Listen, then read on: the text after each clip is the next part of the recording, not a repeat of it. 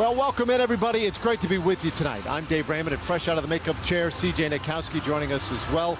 And tonight, the Rangers and Padres, first of two here. It will be a home and home, so all told, 4 straight games with these two teams. And for the Rangers, signs that the offense might be really coalescing, even in a loss yesterday. And the Rangers have been playing some pretty good baseball lately, but they haven't necessarily been doing it on the backs of their offense like we have seen in the past. And so we're starting to see some of those signs. We'll go back to yesterday's game, and Joey Gallo hit an absolute bomb against John Gray in Colorado, and it was good to see. And as manager Chris Woodward said before that game, perhaps one home run would get Joey Gallo going. Well, another guy who could use a little bit of that power and showing it off is Rougned Odor. He now has hits in 3 straight games, so another good sign there. And a guy that has been missed in this lineup for a while, the Rangers Player of the Year from a year ago, Danny Santana, had a pinch hit single. You see it there in the RBI, and he told us today before the game that he is feeling as good as he felt last year. Let's hope that's the case, because he was pretty amazing last year. Yeah. Well, in the Padres, a team that got off to a pretty good start, they're dealing with some injuries.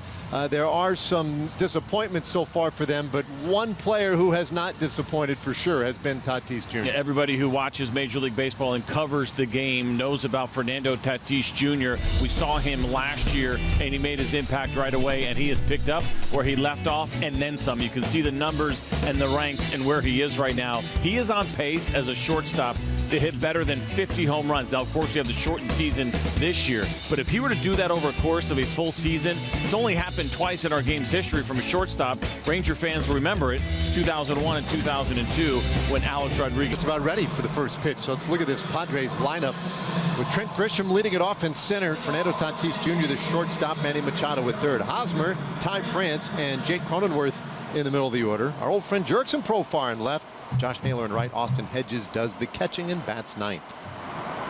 It's amazing you're still claiming him as a friend. He told me otherwise about how he felt about Dave Raymond. We're still tight. Once in the circle of trust, always in the circle of trust. And Lyles gets us started with a fastball away. Ball 1 to Trent Grisham. He's up at the top of the order.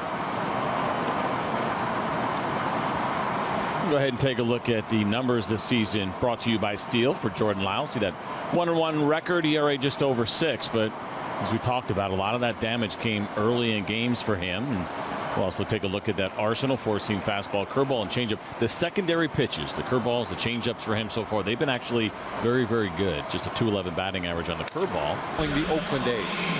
And since you two will lead it off in left field, Danny Santana to DH, Todd Frazier at third. It's Gallo, Nick Solak, Rougned Odor in the middle of the order, Derek Dietrich at first again, Kiner Falefa at shortstop today as Elvis gets a day off, and Jose Trevino does the catching.